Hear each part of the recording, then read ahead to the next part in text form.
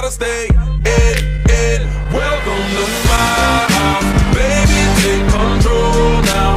We can't even slow down, we don't have to go a while.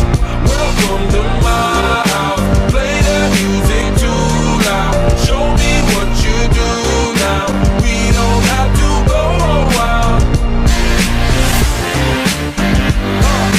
Welcome to my house. Welcome to my house. Have you guys ever stopped to think about feelings? No, I mean like really stop to consider what makes feeling happy different from feeling sad. Or have you ever noticed that 1 minute you can be happy, then something happens and the next thing you know, you're absolutely ticked off? The other day, I was getting ready for school and everything was going great. And then, when I got out of bed that morning, I thought it was gonna be a great day. Then some things happened that made me feel not so happy anymore. Pop quiz? Oh. You're gonna be late to class. I tripped and dropped my books. Then my science teacher gave us a pop quiz after I had been up all night studying for my math quiz.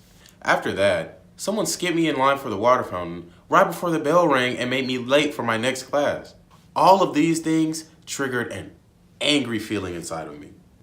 Triggers are events that lead to feeling a certain emotion. The time between being triggered and feeling an emotion happens so fast, it almost seems instant. But there are signs that let you know what feelings you are experiencing or are about to experience. There are 3 different types of signs that let you know how you or someone else is feeling. Number 1, what people can see. These are the behaviors that people show when they feel a certain way. Like me, when I get mad, I clench my hand into a fist, tap my foot, and I usually breathe heavier. Number 2, what you feel inside your body. This refers to what we feel inside of our bodies when we experience a feeling. For me, when I get angry, I get all hot, like somebody just turned up the heat to the fires of Mount Doom. The third and last type of sign are the thoughts inside of your head. These signs refer to what you're thinking while you're experiencing an emotion. When that person cut me in line, I was thinking, I'm gonna be late for class.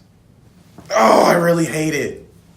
So, just like different people have different triggers that lead to them feeling a certain way, we all have different signs that can tell us how we're feeling. You have to be a detective over your body and notice the little signs and signals that your body sends you. Once you become familiar with your own signs, you can begin to manage your feelings and have more control over how you react to more difficult ones like anger and frustration. Take a second to think about the signs you experience when you feel angry. Be a detective and think about some of your own triggers. What are some things that make you mad? What is the first change that you notice in your body when you start to get angry? Good job. Now, when you first notice that change in your body, realize that your body is telling you to do something to stay in control. You probably just named some things that make you just a little mad and some things that make you very mad. It's important to realize that every feeling we have can be experienced at different levels. One easy way to think about this is to picture a thermometer. A thermometer is used to display temperature. The same way that hotter temperatures are at the top and cooler temperatures are at the bottom, when you're really angry, it'd be more at the top, and when you're just a little angry, it'd be at the bottom. So, when I tripped and all my books fell, I was just a little bit angry. When I found out we had a pop quiz that I wasn't even ready for, I was a little bit more angry. And when that girl skipped me in line in the water fountain and made me late to class, I was furious. Some of the different words we use to describe different levels of anger, from less intense to more intense, are bothered, irritated, annoyed, upset, flustered, frustrated, mad, furious, enraged, outraged, and fuming. All right, now that we have a good understanding of anger and how we experience it in different ways, what are we supposed to do about it? Do we just... Well, there are actually multiple ways you can deal with anger, But right now, I want you to focus on the art of distraction. Only you get to decide what you were thinking about at any given moment. When someone or something is beginning to make you angry, just change the channel in your mind and think about something else. Now, we're going to play a game where you can practice using distraction.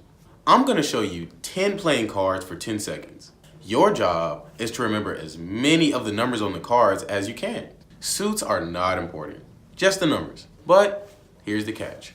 While you're trying to remember the numbers, I'm going to try my hardest to annoy you and make it harder for you to remember the cards. You will have to use distraction techniques to stay focused and block me out.